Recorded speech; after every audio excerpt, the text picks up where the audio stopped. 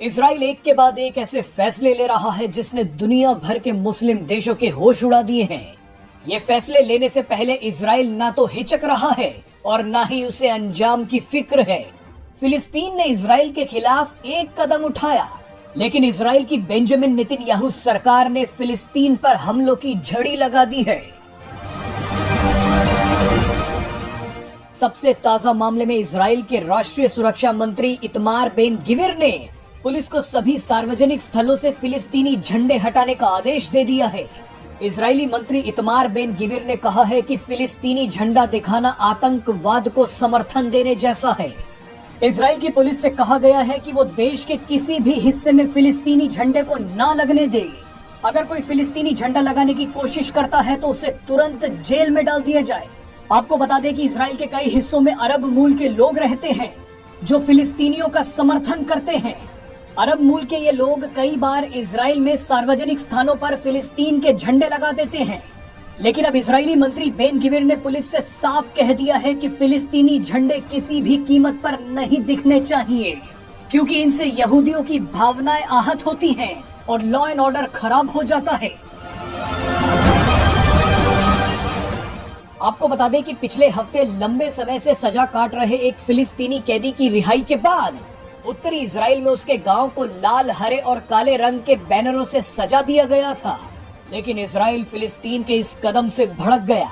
Israel ने अपनी police को आदेश दिया कि कहीं भी फिलिस्तीनी झंडा या बैनर दिखे उसे तुरंत उखाड़कर फेंक दिया जाए। बहरहाल इजरायली मंत्री के आदेश के बाद एक बार फिर इजराइल और फिलिस्तीन के बीच जंग की आशंका उभरने लगी है।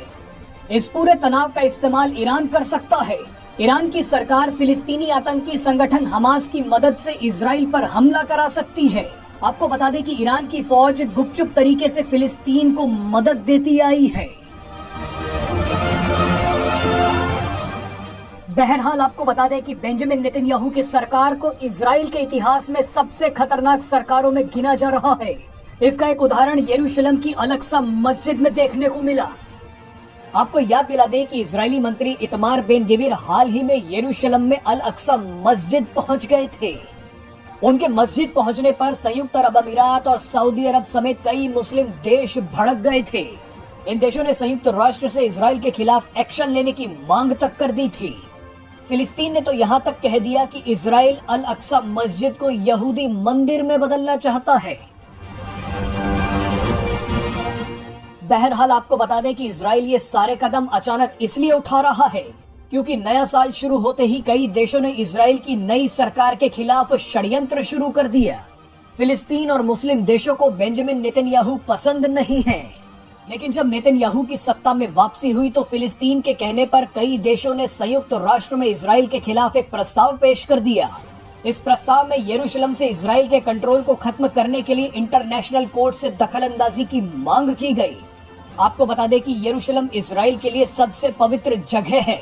इजराइल ने इस प्रस्ताव को अपने खिलाफ एक खतरा माना और एक के बाद एक फिलिस्तीन को अब धोना शुरू कर दिया।